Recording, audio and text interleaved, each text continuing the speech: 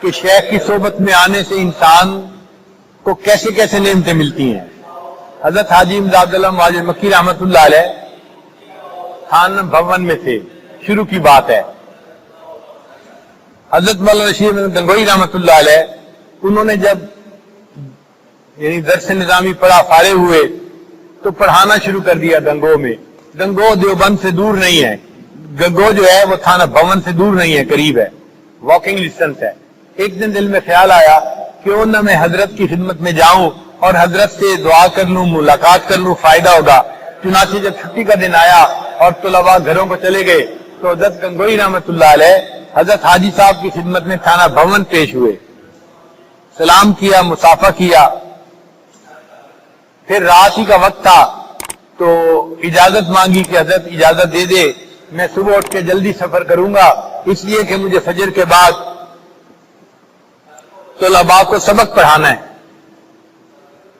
اور صبح کے وقت اجازت مانگنی مشکل ہوگی، تو آپ مجھے رخصت ابھی فرما دیجئے، میں اپنے وقت پہ سہولت پہ سفر شروع کر دوں گا۔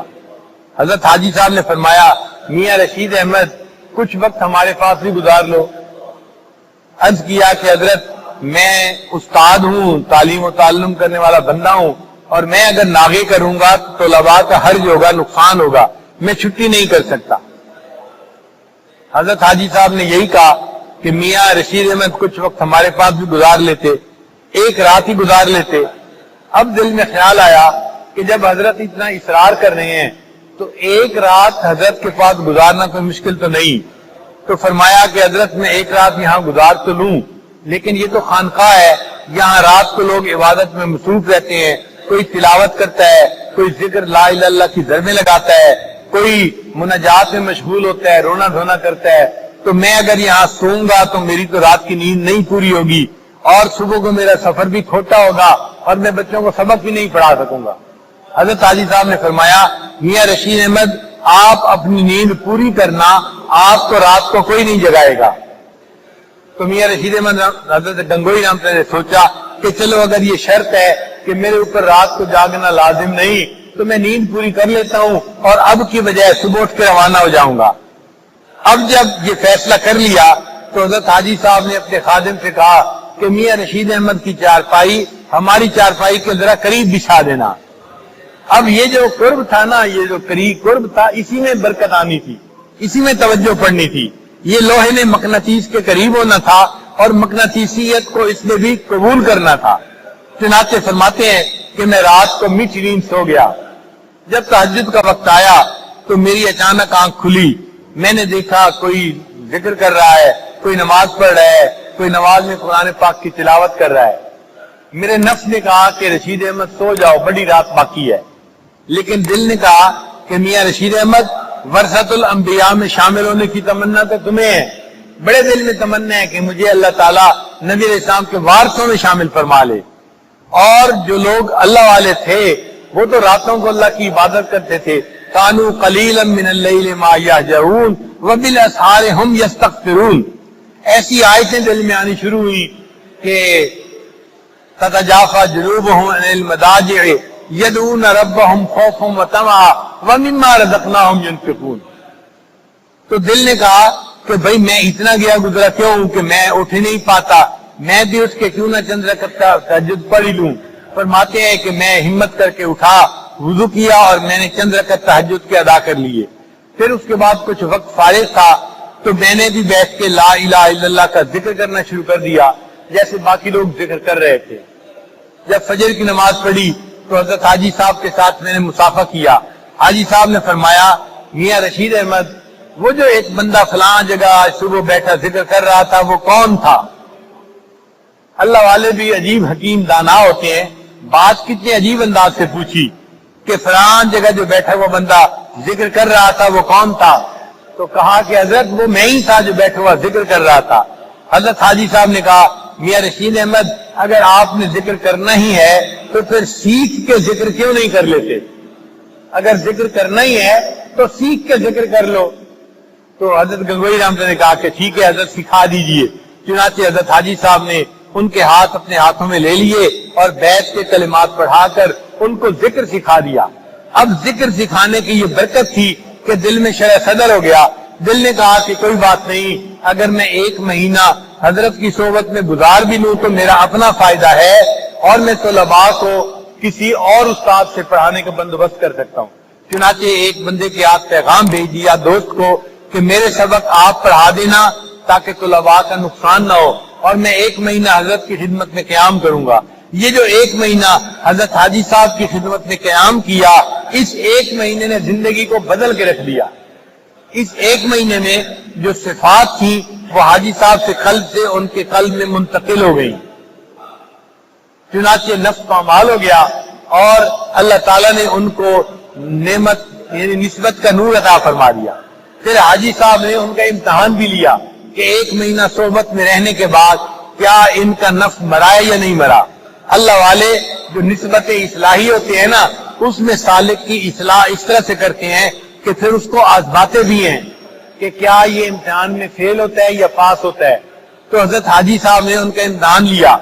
امتحان کا طریقہ کیا بنا کہ حضرت مولانا فضل الرحمان گنج مراد آبادی رحمۃ اللہ علیہ تشریف لائے تھانہ بھون. تو حضرت حاجی صاحب ان کو لے کے اپنے ایک مرید کے گھر دعوت کے لیے گئے. مرید نے 2 مشائخ کے آنے پر خوشی کا اظہار کیا اور اس نے کئی درجن سالن بنوائے مختلف قسم کے کہ معلوم نہیں طبیعت کو کون سا پسند آئے، جو پسند آئے گا وہی نوش فرما لیں گے. تو کئی درجن پلیٹیں اس نے سامنے رکھی. جب یہ حضرات گئے اور دسترخوان کے اوپر بیٹھے تو حضرت حاجی امداد اللہ ماجد مکی رحمۃ اللہ علیہ نے ایک خالی پلیٹ اٹھائی اور اس کے اندر دال ڈالی، صرف دال ڈالی، اور 2 چپاتیاں لی، اور وہ چپاتیاں اور وہ دال والی پلیٹ میاں رشید احمد کے ہاتھ میں دے کے کہا کہ میاں رشید احمد یہ لے لو اور دسترخوان کے کونے پہ بیٹھ کے کھا لو. یعنی ان کا صرف یہی کھانا تھا. اب دونوں حضرات کے لیے درجنوں پلیٹوں میں کھانے ہیں، مرغے چرغے رکھے ہوئے ہیں، اور میاں رشید احمد کے لیے ایک پلیٹ میں تھوڑی سی دال ہے اور 2 چپاتی ہیں، اور ان کو کہا کہ دسترخوان کے کونے پہ بیٹھ کے کھا لو. اب انہوں نے بیٹھ کے کھانا شروع کر دیا. جب کھا رہے تھے تو نفس محسوس تو کر رہا ہوگا نا کہ ہمارے پیر کے اندر مساوات نہیں ہے، خود تو ان پلیٹوں میں سے کیا کیا نعمتیں کھا رہے ہیں اور مجھے دال دے کے ایک کونے میں بٹھا دیا ہے. مگر اب نفس سنورا ہوا تھا. اب یہ سوالات دل میں پیدا نہیں ہوئے. آرام سے بیٹھ کے اس دال کو کھا رہے تھے اور اس دال کو بھی اللہ کی نعمت سمجھ رہے تھے. اچانک حضرت حاجی امداد اللہ ماجد مکی رحمۃ اللہ نے ایک سوال کیا، ایک نشتر ان کو چبھویا. فرمایا میاں رشید احمد، دل تو چاہتا تھا کہ تمہیں جوتوں میں بٹھاؤں مگر میں نے تمہیں دسترخوان کے کونے پہ بٹھا دیا. دل تو چاہتا تھا کہ تمہیں جوتوں میں بٹھاؤں مگر میں نے تمہیں دسترخوان کے کونے پہ بٹھا دیا. جب یہ کہا تو حضرت حاجی صاحب نے ان کے چہرے کی طرف دیکھا کہ کیا ایسی بات جو نفس کے خلاف ہے سن کے چہرے پہ ناگواری کے اثرات ہوتے ہیں یا نہیں. مگر اب حضرت گنگوئی رحمۃ اللہ کا نفس تو مر چکا تھا، ناگواری کے اثرات ظاہر نہیں ہو رہے تھے. حضرت گنگوئی نے مسکرا کے آگے سے جواب دیا، حضرت میں تھا تو اسی قابل کہ مجھے آپ جوتوں میں بٹھاتے، یہ آپ نے مجھ پر احسان فرمایا، دسترخوان کے کونے پہ بیٹھنے کی اجازت عطا فرما دی. تو جب حضرت حاجی امداد اللہ مکی رحمۃ اللہ نے ہنستے ہوئے مسکراتے ہوئے دیکھا کہ ایسے خلاف نفس بات کو سن کے بھی نفس سے اثر نہیں ہوا تو فرمایا الحمدللہ، اللہ نے مقصد کو پورا کر دیا. چنانچہ اس محفل کے بعد حضرت حاجی امداد اللہ مکی رحمۃ اللہ علیہ نے ان کو اجازت خلافت عطا فرما دی. جب اجازت خلافت ملی تو حضرت گنگوئی رحمۃ اللہ علیہ نے کہا کہ حضرت آپ نے تو مجھے اجازت خلافت دی اور مجھے تو اپنے اندر کچھ نظر نہیں آتا، اور آپ نے مجھے اجازت خلافت دے دی ہے. حضرت حاجی صاحب نے جواب دیا، میاں رشید احمد اگر تمہیں اپنے اندر کچھ نظر آتا تو تمہیں یہ نعمت کی بشارت نہ دی جاتی. بشارت اس لیے دی گئی ہے کہ تمہیں اپنے اندر کچھ نظر نہیں آتا.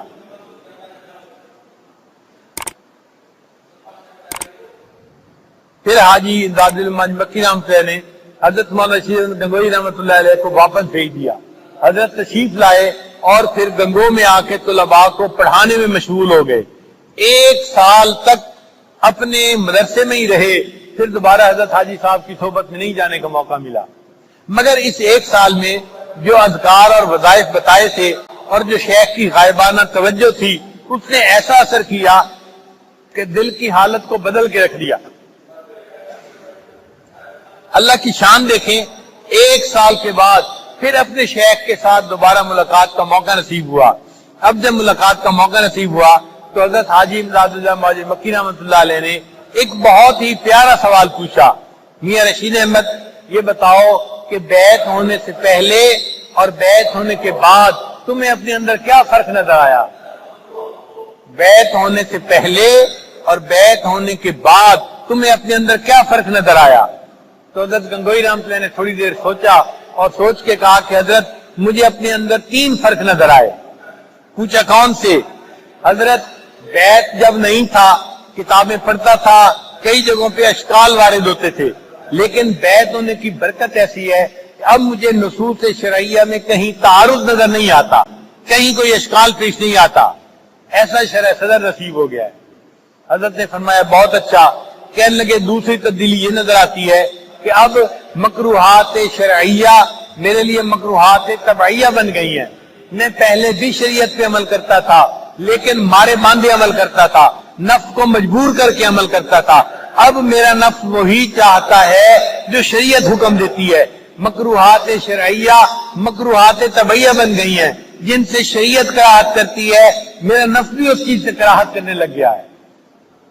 حضرت نے فرمایا اور کہنے لگے تیسری بات یہ، حضرت میں مفتی ہوں، لوگ مجھ سے مسئلے پوچھنے آتے ہیں، میں دین کے معاملے میں لوگوں کی مدح اور ذم کا خیال نہیں کرتا، کوئی تعریف کرے یا بد تعریفی کرے میں ان کو ٹھیک دین کا مسئلہ بتا دیتا ہوں۔ حضرت نے فرمایا میاں رشید احمد دین کے 3 درجے ہوتے ہیں، پہلا درجہ علم ہوتا ہے اور علم کا کمال یہ ہے کہ انسان کو نصوص شرعیہ میں کہیں تعارض نظر نہ آئے، مبارک ہو تمہیں اللہ نے علم میں کمال عطا فرما دیا۔ اور دوسرا درجہ عمل ہوتا ہے اور عمل کا کمال یہ ہے کہ مکروہات شرعیہ مکروہات طبعیہ بن جائیں، اللہ نے تمہیں عمل میں بھی کمال عطا فرما دیا۔ اور تیسرا درجہ اخلاص ہوتا ہے اور اخلاص کا کمال یہ ہے کہ دین کے معاملے میں لوگوں کی مدح اور ذم برابر ہو جائے، اللہ نے تمہیں علم میں بھی کمال عطا فرما دیا، عمل میں بھی کمال عطا فرما دیا، اخلاص میں بھی کمال عطا فرما دیا۔ یہ وہ برکتیں ہیں جو بیعت کی وجہ سے انسان کو نصیب ہوتی ہیں۔ پھر اس کے بعد حضرت مولانا رشید احمد گنگوئی رحمۃ اللہ علیہ کو اللہ رب العزت نے وہ فقاہت عطا فرمائی، وہ علم عطا فرمایا کہ ان جیسا فقیہ پھر ان کے زمانے میں کوئی دوسرا نظر نہیں آتا۔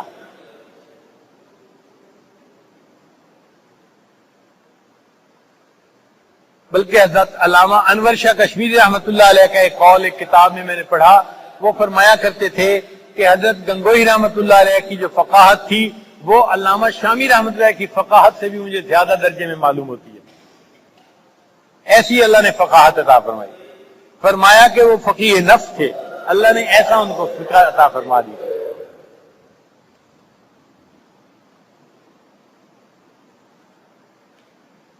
تو اللہ والوں کی صحبت میں وقت گزارنے سے انسان کے اندر یہ جو خوابیدہ صلاحیتیں ہوتی ہیں یہ اجاگر ہوتی ہیں، یہ حسن انسان کے اندر موجود ہوتا ہے، وہ اللہ والوں کی محنت سے ظاہر ہو جاتا ہے، پہلے بند ہوتا ہے نکلتا نہیں ہے۔